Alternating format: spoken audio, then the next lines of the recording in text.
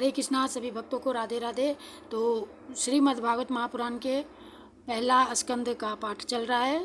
आज 18वां अध्याय का पाठ करूंगी। राजा परीक्षित को श्रृंगी ऋषि का श्राप।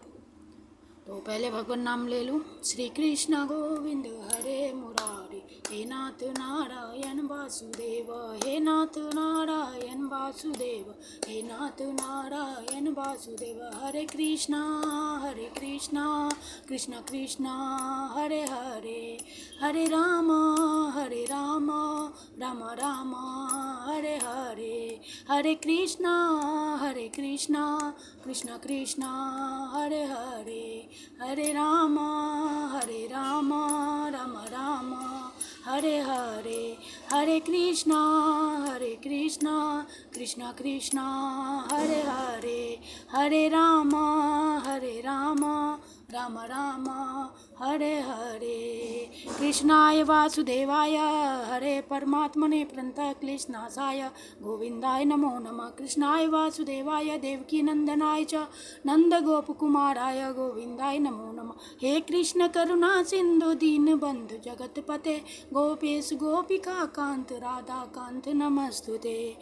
बोलिए श्री कृष्ण कन्हैया लाल की जय, सद्गुरुदेव भगवान की जय, श्रीमद् भागवत भगवान की जय, श्री राधा कृष्णाभ्याम नमः, सद्गुरुदेव भगवान की जय, वृंदावन बिहारी लाल की जय। जय श्री राधे, जय जय श्री राधे। भगवान वेदव्यास सुखदेव जी महाराज की जय। जय जय श्री राधे श्याम। अथाष्टदशो अध्याय। राजा परीक्षित को श्रृंगी ऋषि का श्राप। सूत जी कहते हैं, अद्भुत कर्मा भगवान श्री कृष्ण की कृपा से राजा परीक्षित अपनी माता की कोख में अश्वत्थामा के ब्रह्मास्त्र से जल जाने पर भी मरे नहीं। जिस समय ब्राह्मण के शाप से उन्हें डसने के लिए तक्षक आया, उस समय वे प्राणनाश के महान भय से भी भयभीत नहीं हुए, क्योंकि उन्होंने अपना चित्त भगवान श्री कृष्ण के चरणों में समर्पित कर रखा था। उन्होंने सबकी आसक्ति छोड़ दी। गंगा तट पर जाकर श्री सुखदेव जी से उपदेश ग्रहण किया और इस प्रकार भगवान के स्वरूप को जानकर अपने शरीर को त्याग दिया। जो लोग भगवान श्री कृष्ण की लीला कथा कहते रहते हैं, उस कथा अमृत का पान करते रहते हैं और इन दोनों ही साधनों के द्वारा उनके चरण कमलों का स्मरण करते रहते हैं, उन्हें अंतकाल में भी मोह नहीं होता। जब तक पृथ्वी पर अभिमन्यु नंदन महाराज परीक्षित सम्राट रहे, तब तक चारों ओर व्याप्त हो जाने पर भी कलयुग का कुछ भी प्रभाव नहीं था। वैसे तो जिस क्षण श्री कृष्ण ने पृथ्वी का परित्याग किया, उसी समय पृथ्वी में अधर्म का मूल कारण कलयुग आ गया था। ब्रह्मर के समान सारग्राही सम्राट परीक्षित कलयुग से कोई द्वेष नहीं रखते थे, क्योंकि इसमें यह एक बहुत बड़ा गुण है कि पुण्य कर्म तो संकल्प मात्र से ही फलीभूत हो जाते हैं, परंतु पाप कर्म का फल शरीर से करने पर ही मिलता है, संकल्प मात्र से नहीं। यह भेड़ियों के समान बालकों के प्रति शूरवीर और धीरवीर पुरुषों के लिए बड़ा भीरू है। यह प्रमादी मनुष्यों को अपने वश में करने के लिए ही सदा सावधान रहता है। शौनकादि ऋषियों, आप लोगों को मैंने भगवान की कथा से युक्त राजा परीक्षित का पवित्र चरित्र सुनाया। आप लोगों ने यही पूछा था। भगवान श्री कृष्ण कीर्तन करने योग्य बहुत सी लीलाएं करते हैं, इसलिए उनके गुण और लीलाओं से संबंध रखने वाली जितनी भी कथाएं हैं, कल्याणकामी पुरुषों को उन सबका सेवन करना चाहिए।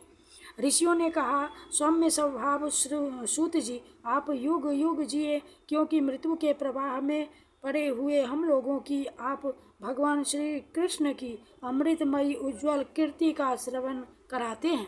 यज्ञ करते करते उसके धुएं से हम लोगों का शरीर धूमिल हो गया है, फिर भी कर्म का कोई विश्वास नहीं है। इधर आप तो वर्तमान में ही भगवान श्री कृष्णचंद्र के चरण कमलों का मादक और मधुर मधु पिलाकर हमें तृप्त कर रहे हैं। भगवत प्रेमी भक्तों के लब मात्र के सत्संग के से स्वर्ग एवं मोक्ष की भी तुलना नहीं की जा सकती। फिर मनुष्यों के तुच्छ भोगों की तो बात ही क्या है। ऐसा कौन रस मर्मज्ञ होगा जो महापुरुषों के एकमात्र जीवन सर्वस्व श्री कृष्ण की लीला कथाओं से तृप्त हो जाए।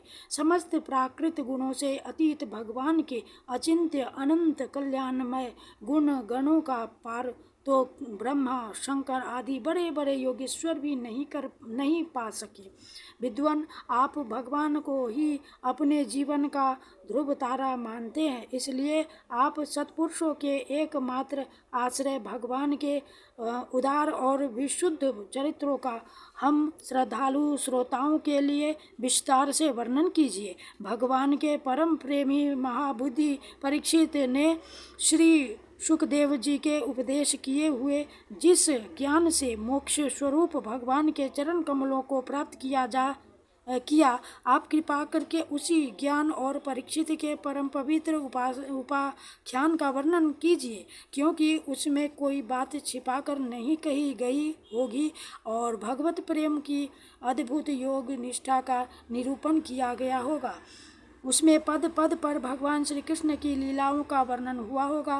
भगवान के प्यारे भक्तों को वैसा प्रसंग सुनने में बड़ा रस मिलता है।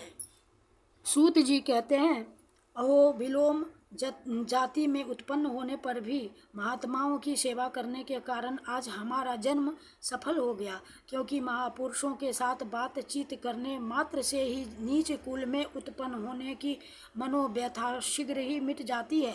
फिर उन लोगों की तो बात ही क्या है जो सत्पुरुषों के एकमात्र आश्रय भगवान का नाम लेते हैं। भगवान की शक्ति अनंत है, वे स्वयं अनंत है। वास्तव में उनके गुणों की अनंतता के कारण ही उन्हें अनंत कहा गया है।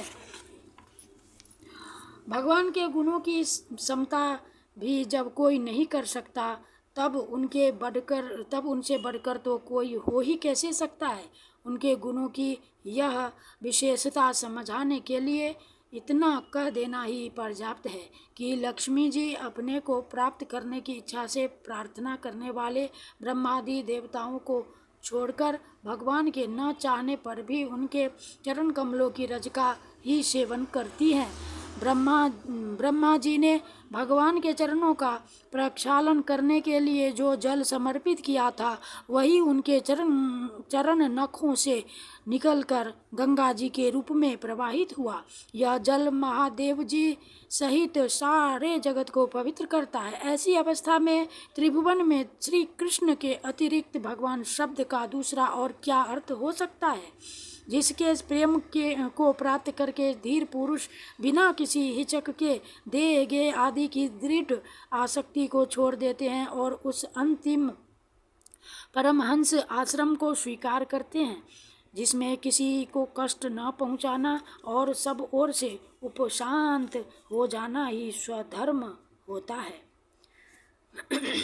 सूर्य के समान प्रकाशमान महात्माओं, आप लोगों ने मुझसे जो कुछ पूछा है वह मैं अपनी समझ के अनुसार सुनाता हूँ। जैसे पक्षी अपनी शक्ति के अनुसार आकाश में उड़ते हैं, वैसे ही विद्वान लोग भी अपनी अपनी बुद्धि के अनुसार ही श्री कृष्ण की लीला का वर्णन करते हैं। एक दिन राजा परीक्षित धनुष लेकर वन में शिकार खेलने गए हुए थे। हरिनों के पीछे दौड़ते दौड़ते वे थक गए और उन्हें बड़े जोर की भूख और प्यास लगी। जब कहीं उन्हें कोई जलाशय नहीं मिला, तब वे पास के ही एक ऋषि के आश्रम में घुस गए। उन्होंने देखा कि वहाँ आंखें बंद करके शांत भाव से एक मुनि आसन पर बैठे हुए हैं। इंद्रिय, प्राण, मन और बुद्धि के निरुद्ध हो जाने से वे संसार से ऊपर उठ गए थे। जागृत, स्वप्न, सुषुप्ति तीनों अवस्थाओं से रहित निर्विकार ब्रह्म रूप तूर्य पद में वे स्थित थे। उनका शरीर बिखरी हुई जटाओं से और कृष्ण मृग चर्म से ढका हुआ था। राजा परीक्षित ने ऐसी ही अवस्था में उनसे जल मांगा, क्योंकि प्यास से उनका गला सूखा जा रहा था। जब राजा को वहां बैठने के लिए तिनके का आसन भी न मिला, किसी ने उन्हें भूमि पर भी बैठने को न कहा। अर्घ्य और आदर भरी मीठी बातें तो कहाँ से मिलती। तब अपने को अपमानित सा मानकर वे क्रोध के वश हो गए। शौनक जी, वे भूख प्यास से छटपटा रहे थे, इसलिए एकाएक उन्हें ब्राह्मण के प्रति ईर्ष्या और क्रोध आ गया। उनके जीवन में इस प्रकार का यह पहला ही अवसर था। वहाँ से लौटते समय उन्होंने क्रोधवश धनुष की नोक से एक मरा सांप उठाकर ऋषि के गले में डाल दिया और अपनी राजधानी में चले आए। उनके मन में यह बात आई कि इन्होंने जो अपने नेत्र बंद कर रखे हैं, सो क्या वास्तव में इन्होंने अपनी सारी इंद्रिया वृत्तियों का निरोध कर लिया है, अथवा इन राजाओं से हमारा क्या प्रयोजन है। यूँ सोचकर इन्होंने झूठ मूठ समाधि का ढोंग रच रखा है। उन समीक मुनि का पुत्र बड़ा तेजस्वी था। वह दूसरे ऋषि कुमारों के साथ पास ही खेल रहा था। जब उस बालक ने सुना कि राजा ने मेरे पिता के साथ दुर्व्यवहार किया है, तब वह इस प्रकार कहने लगा। वे नरपति कहलाने वाले लोग उत्कृष्ट भोजी कौओं के समान मुषंड होकर कितना अन्याय करने लगे हैं। ब्राह्मणों के दास होकर भी ये दरवाजे पर पहरा देने वाले कुत्तों के समान अपने स्वामी का ही तिरस्कार करते हैं। ब्राह्मणों ने क्षत्रियों को अपना द्वारपाल बनाया है, उन्हें द्वार पर रहकर रक्षा करनी चाहिए। घर में घुसकर स्वामी के बर्तनों में खाने का उससे अधिकार नहीं है। अतएव उन मार्गगामियों के शासक भगवान श्री कृष्ण के परम धाम पधार जाने पर इन मर्यादा तोड़ने वालों को आज मैं दंड देता हूँ। मेरा तपोबल देखो। अपने साथी बालकों से इस प्रकार कहकर क्रोध से लाल लाल आंखों वाले उस ऋषि कुमार ने कोसी की नदी के जल से आचमन करके अपने वाणी रूपी वज्र का प्रयोग किया। कुलांगार परीक्षित ने मेरे पिता का अपमान करके मर्यादा का उल्लंघन किया है, इसलिए मेरी प्रेरणा से आज के 7वें दिन उसे तक्षक सर्प डस लेगा। इसके बाद वह बालक अपने आश्रम पर आया और अपने पिता के गले में सांप देखकर उसे बड़ा दुख हुआ तथा वह ढाड़ मारकर रोने लगा। विप्रवर शौनक जी, शमीक मुनि ने अपने पुत्र का रोना चिल्लाना सुनकर धीरे धीरे अपनी आंखें खोली और देखा कि उनके गले में एक मरा सांप पड़ा है। उसे फेंक कर उन्होंने अपने पुत्र से पूछा, बेटा तुम क्यों रो रहे हो? किसने तुम्हारा अपमान किया है? उनके इस प्रकार पूछने पर बालक ने सारा हाल कह दिया। ब्रह्मर्षि शमीक ने राजा के शाप की बात सुनकर अपने पुत्र का अभिनंदन नहीं किया। उनकी दृष्टि में परीक्षित शाप के योग्य नहीं थे। उन्होंने कहा, ओह मूर्ख बालक, तूने बड़ा पाप किया। खेद है कि उनकी थोड़ी सी गलती के लिए तूने उनको इतना बड़ा दंड दिया। तेरी बुद्धि अभी कच्ची है। तुझे भगवत स्वरूप राजा को साधारण मनुष्यों के समान नहीं समझना चाहिए, क्योंकि राजा के दुस्सह तेज से सुरक्षित और निर्भय रहकर ही प्रजा अपना कल्याण संपादन करती है। जिस समय राजा का रूप धारण करके भगवान पृथ्वी पर नहीं दिखाई देंगे, उस समय चोर बढ़ जाएंगे और आरक्षित भेड़ों के समान एक क्षण में भी लोगों का नाश हो जाएगा। राजा के नष्ट हो जाने पर धन आदि चुराने वाले चोर जो पाप करेंगे, उसके साथ हमारा कोई संबंध न होने पर भी वह हम पर भी लागू होगा, क्योंकि राजा के न रहने पर लुटेरे बढ़ जाते हैं और वे आपस में मारपीट गाली गलौज करते हैं, साथ ही पशु स्त्री और धन संपत्ति भी लूट लेते हैं। उस समय मनुष्यों का वर्णाश्रमाचार युक्त वैदिक आर्य धर्म लुप्त हो जाता है। अर्थ, लोभ और काम वासना के विवश होकर लोग कुत्तों और बंदरों के समान वर्ण संकर हो जाते हैं। सम्राट परीक्षित तो बड़े ही यशस्वी और धर्म धुरंधर हैं। उन्होंने बहुत से अश्वमेध यज्ञ किए हैं और वे भगवान के परम प्यारे भक्त हैं। वे ही राजर्षि भूख प्यास से व्याकुल होकर हमारे आश्रम पर आए थे। वे शाप के योग्य कदापि नहीं है। इस नासमझ बालक ने हमारे निष्पाप सेवक राजा का अपराध किया है। सर्वात्मा भगवान कृपा करके इसे क्षमा करे। भगवान के भक्तों में भी बदला लेने की शक्ति होती है, परंतु वे दूसरों के द्वारा किए हुए अपमान, धोखेबाजी, गाली गलौज, आक्षेप और मारपीट का कोई बदला नहीं लेते। महामुनि शमीक को पुत्र के अपराध पर बड़ा पश्चाताप हुआ। राजा परीक्षित ने जो उनका अपमान किया था उस पर तो उन्होंने ध्यान ही नहीं दिया। महात्माओं का स्वभाव ही ऐसा होता है कि जगत में जब दूसरे लोग उन्हें सुख दुख आदि द्वंद्वों में डाल देते हैं तब भी वे प्रायः हर्षित या व्यथित नहीं होते, क्योंकि आत्मा का स्वरूप तो गुणों से सर्वथा परे है। इति श्रीमद्भगवते महापुराणे परमहंससंहितायां प्रथमस्कन्धे विप्रशापोपलम्भनं नामाष्टादशोऽध्यायः। श्रीकृष्णार्पणं कृष्णार्पणं कृष्णार्पणम्। श्री कृष्ण गोविंद हरे मुरारे, हे नाथ नारायण वासुदेव। श्री कृष्ण गोविंद हरे मुरारे, हे नाथ नारायण वासुदेव। हरे कृष्णा कृष्ण कृष्ण हरे हरे, हरे राम राम राम हरे हरे। हरे कृष्ण कृष्ण कृष्ण हरे हरे, हरे राम राम राम हरे हरे। हरे कृष्ण कृष्ण कृष्ण हरे हरे, हरे राम राम राम हरे हरे। राधे कृष्ण कृष्ण कृष्ण राधे राधे, राधे श्याम श्याम श्याम राधे राधे। राधे कृष्ण कृष्ण कृष्ण राधे राधे, राधे श्याम श्याम श्याम राधे राधे। राधे कृष्ण कृष्ण कृष्ण राधे राधे, राधे श्याम श्याम श्याम राधे राधे।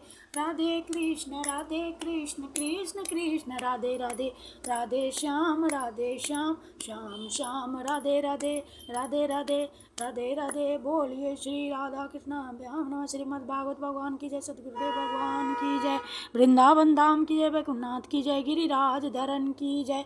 ओम नमः पार्वती पति हर हर महादेव की जय। श्रीमद् भागवत भगवान की जय।